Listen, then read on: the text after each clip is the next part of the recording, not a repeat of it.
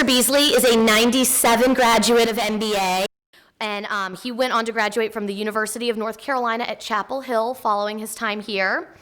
After undergrad, he earned his MBA from the Owen Graduate School of Management at Vanderbilt University. Mr. Beasley currently serves as the Chief Commercial Officer for Nashville-based Silicon Ranch Corporation, which is one of the leading independent producers of solar power in the United States. In his role, Mr. Beasley manages the interface between Silicon Ranch and external stakeholders, including customers, local communities, and the broader industry, with an additional focus on business development and corporate strategy. Mr. Beasley brings nearly 20 years of global communications expertise, business development leadership, and entrepreneurial experience to the company's executive leadership team. Prior to joining Silicon Ranch in 2015, Mr. Beasley held assignments in New York, Tokyo, and London, where he developed and implemented marketing strategies for large multinational clients. Additionally, from late 2015 to early 2019, he served as president of the Tennessee State Chapter of the Solar Energy Industries Association. So please join me in welcoming Mr. Matt Beasley.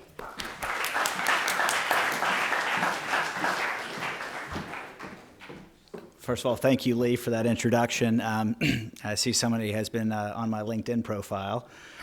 It's wild to be back here after 23 years since I was sitting where you're sitting, not actually physically, because this building, none of the buildings on this campus were here practically when I was a senior at MBA, but it's always good to be back.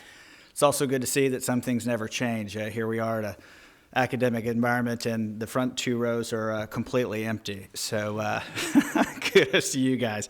I do want to thank my alma mater, Montgomery Bell Academy. I also want to thank my headmaster and good friend Brad Joya for inviting me to deliver the keynote at this year's Career Day. I also want to thank you guys for granting me the next 20 minutes of your lives while I try to tell you about the last 20 years of mine. First, I do want to ask a question. Do you guys still write the 5-paragraph theme papers here? Yeah. Good. I will tell you, the story I'm going to tell you does not follow a pattern that tidy, nor does it reflect a linear progression.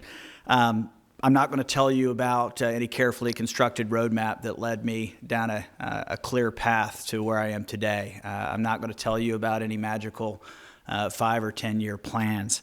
I'm certainly not going to stand here and pretend like I always knew where I was going or what I wanted to do with my life. And in fact, there was actually a specific time in my life where I read a book titled, "What Should I Do with My Life?" in my search for clarity and purpose. I can tell you right now, there were certainly moments along the way where the idea that I would be delivering a keynote address at MBA's Career Day was a rather remote possibility, almost as likely as my climbing Everest or walking on the moon. But here we are. So where do I begin my story? I think to begin at the beginning would be like a Dickens novel, so I'm not going to do that. Instead, we'll talk about where I am today and then look backward and see what we can learn about my path. I can tell you that this exercise of self-reflection over the last couple of days has been pretty enlightening as I've tried to unpack the last 2 decades of my own experience. As Lee said, today I'm the Chief Commercial Officer at Silicon Ranch Corporation. I always say we're Nashville's best kept secret. We are one of the largest providers of solar power in the United States. We're the solar platform in North America for Royal Dutch Shell, which, if you're familiar with the Fortune 500 metrics, they're currently ranked number 3. We work with a diverse set of customers, including rural electric co-ops, Tennessee Valley Authority, and companies like Volkswagen, Facebook, and Nike.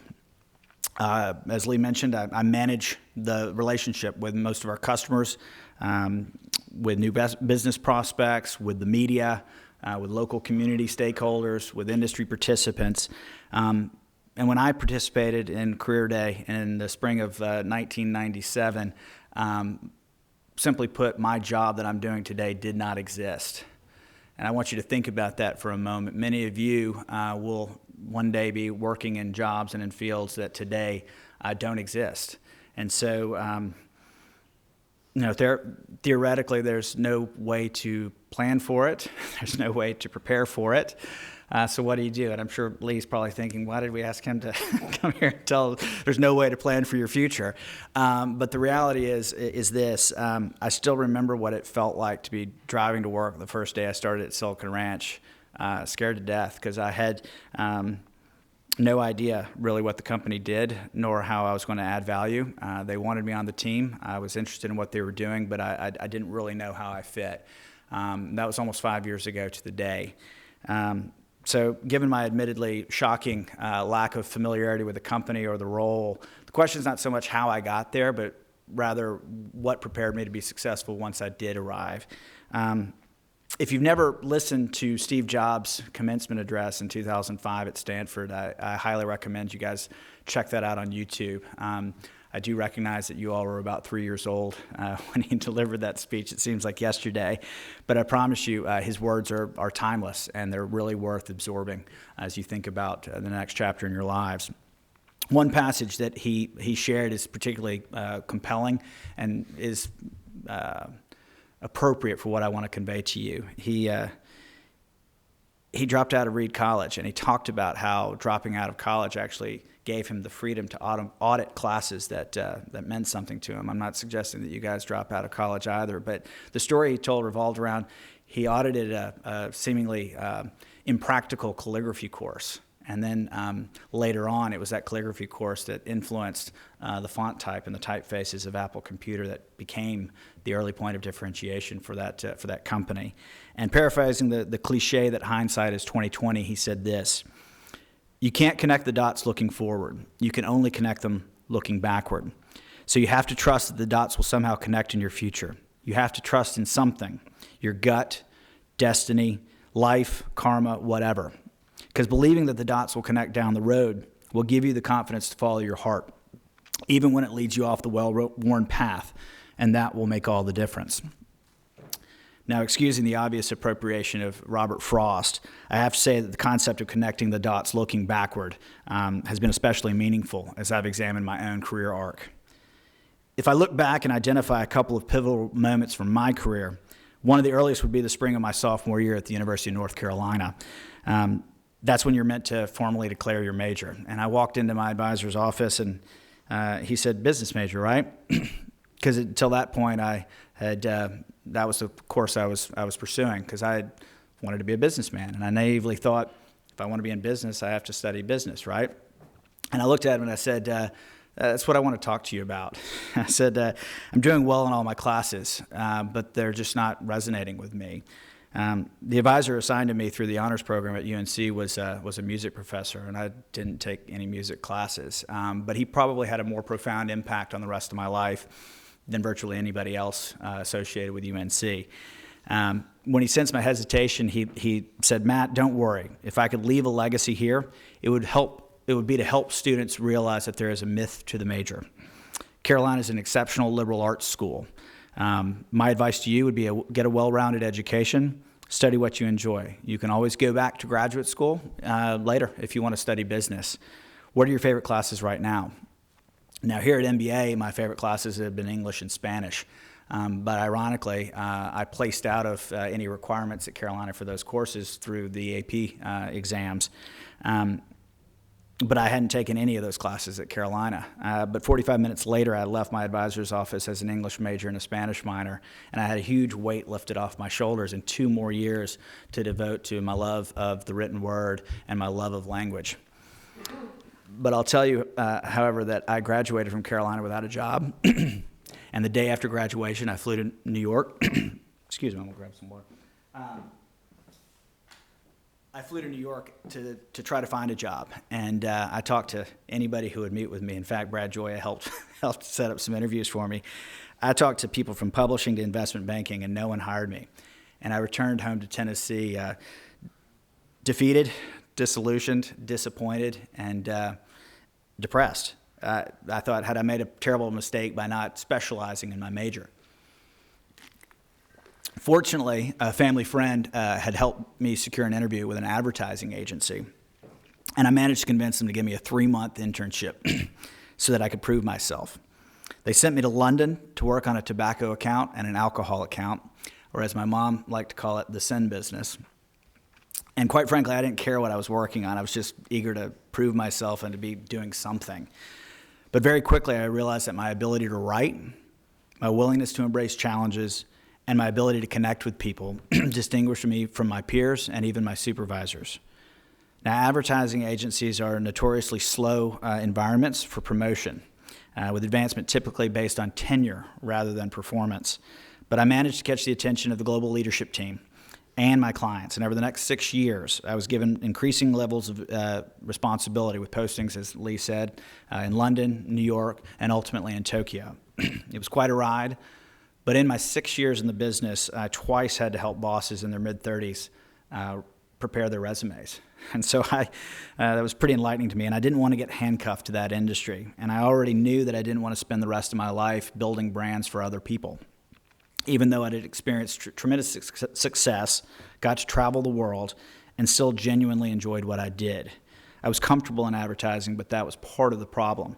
I knew that in the long run, I still had a lot to learn, and recognized that fortunately, I was still young enough to invest the time to learn it. So I moved home from Japan to pursue my MBA at Vanderbilt and transition away from the world of advertising.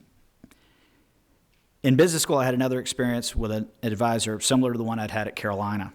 When the time came to declare my focus, I struggled with whether I should focus in marketing. After all, that's where the career counselors had been trying to steer me. But I knew their interest was that was the easiest place for me to get a job after graduation, whether it was the job I really wanted or not. Our incentives were not aligned. I wanted something more entrepreneurial, and so I visited with our head of academic programming. And I told her I was nervous that all of my classmates seemed to have their lives figured out. I was caught in this state of transition. And I'll never forget what she said to me. She told me, "Don't worry about what you hear in the halls. 90% of them are faking it, and most of the other 10% are wrong. You've already proven that you can be successful in the real world, so use this time to get exposed to as broad an education as you can, and you'll figure it out." I left her office with a focus in general management and a secondary emphasis in entrepreneurship. And while I was at Owen, I learned from an intern for a local entrepreneur. He'd started a new industry for privatization of road maintenance on the nation's highways. And with his encouragement, I spent my second year in business school writing a business plan to replicate that model for levees and flood control infrastructure. And this was in the post-Hurricane Katrina environment. Two important things happened during that second year. First, I took a pair of entrepreneurship classes taught by a man named Byron Smith. Today, he is now on the board of trustees here at MBA. He was not at that time, but he would later become my mentor. And I could spend the entire speech today talking about the importance of mentors, finding mentors in your life. I cannot stress that enough. Second, the global financial crisis happened. Didn't feel too dissimilar to what's happening today. But what that meant for me was that they weren't passing out six-figure salary jobs to newly minted MBAs. And so the opportunity cost for me to start my own business decreased, and that's what I did. I started my job and tried to build my levy business, and I spent the next 3 years traveling the country trying to get this novel concept off the ground. And I made great progress. The governor of Louisiana, Bobby Jindal, endorsed my concept. The former head of the Army Corps of Engineers joined my team, and we got very close, but ultimately we didn't get to where I wanted that endeavor to pan out. And so I parked it. But I never regretted one moment of that experience because, like my time in advertising, it taught me a lot about myself and my ability to become part of the conversation in a meaningful way in a space that previously I knew nothing about. So as I said, I parked the venture and I went back and joined the highway maintenance company where I'd interned, but this time as its head of business development. And over the next 18 months, we had great success. We doubled our footprint from 4 states to 8. We acquired an engineering firm. We expanded our offering and our reach. But then I started getting calls from my former advertising colleagues and even a former client. The two agencies where I'd worked previously in New York and London and Tokyo were merging to become the world's largest marketing activation agency, and they were looking to build out their global leadership team. So despite the fact that I thought I'd given up advertising for good, my new wife, Louise, who went to Harpeth Hall, And I decided that moving to London for the role would be a great life experience for us as a young couple, to grow together and see the world. That really was the primary motivation for stepping back into the business. Incidentally, it was also a great opportunity for more managerial experience for me, which I knew would be good for me. Ironically, it meant I was going back to work in the exact same building where I had interned 15 years previously, where I had started my career as an intern, except this time it was I was making 10 times the amount of money that I was making when I started, which certainly helped. And I joined the team as the global brand director. I was responsible for the agency's biggest account. It's a multi-billion-dollar account that's distributed in 117 countries across 6 continents around the world. It was a great job. But before I left for London, the founders of a solar energy startup called Silicon Ranch approached me to join their team. I informed them that though I was intrigued, I'd already made up my mind to move to London. And I even gave them a few names of people I knew to fill the role they were looking to fill. I wished them good luck. Separately, I also met with my mentor, Byron, and he said to me, the day you land in London, you be thinking about how you're going to get back to Nashville someday. I plan to give London at least a couple of years, no more than 5, as I certainly didn't want to get handcuffed back to the advertising industry again. As it turned out, fate laughed at the audacity of my 5-year plan. About a month after we landed in London, my wife discovered she was pregnant with our first child, and we decided we wanted to get back home to raise our daughter, Laura, rather than stay in London. So several months later, I came home for Louise's baby shower, and I had breakfast with Byron, my mentor. I told him he was right, and that I needed to figure out how I was going to get back to Nashville sooner rather than later. He said, well, the good thing is this all happened so fast. The guys at Silicon Ranch still haven't filled that role, and you're still the guy that they want on their team. So the next day, as fortune would have it, I met with the founders, but I didn't accept the job right away. I still wanted to make sure it was right for me and that I was right for them. But over the next few months, I decided the opportunity was indeed good enough to leave that job in London and return home with Louise and our baby Laura. The rest, as they say, is history. You already know what I'm doing today, but I'll tell you, I've been fortunate to work in a variety of industries all over the world. But the work I get to do today at Silicon Ranch truly is the most rewarding of my entire career. Every day, I get to work with an exceptional team of colleagues and an inspiring group of customers to provide Americans with low-cost, clean energy and truly give underserved communities across the United States with a much-needed economic shot in the arm. The job gives me the ability to be entrepreneurial and leverage the skills that I've honed over the last 2 decades. It truly is my dream job, and the best part is I feel as though I was built for it.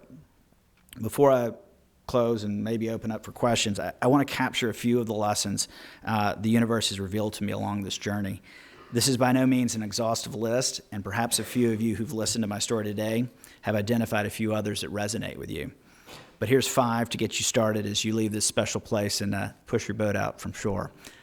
Number 1, keep moving and keep learning. When I was on the plane to London to start that first job, anxious that I had no idea what I was doing and scared to death that I would fail, I opened my bag and found a letter from my mom. As part of your MBA education, you've no doubt read Hamlet. Well, this letter was sort of like the advice that Polonius gives Laertes as he departs for France. Among the pearls of wisdom she conveyed to me, she wrote this: every door is open to you. Your options are unlimited. Learn from everything. Have a ball. This job will be a great opportunity, and there will be many more. See it as part of your road ahead. Even if you can't always see where you're going, you know you're on the way. As someone has said, the journey is the point. I kept that letter in my wallet for more than a decade, and now I have it framed in my office at home. I've always found great encouragement from it. Number 2, be willing to take risks. You'll always regret the things you don't do more than the things you do. And you'll always learn more from situations of discomfort than you do from coasting in calm waters. Number 3, keep things in perspective. God willing, your career will span decades. In other words, you don't have to figure it all out in the next couple of years. There's plenty of time to learn from and apply your experience. As my dad always told me, no man truly knows what he wants to do until he's at least 30. And this came from a man whom I had watched start his own business at the age of 40, following a non-linear path of his own from the Army to law to politics and then ultimately to business. Number 4, everything is transferable. This has been one of the great revelations of my life. Over the course of my career, I've been a door-to-door book salesman. I've interned on the floor of the United States Senate. I've worked in marketing for a big tobacco client.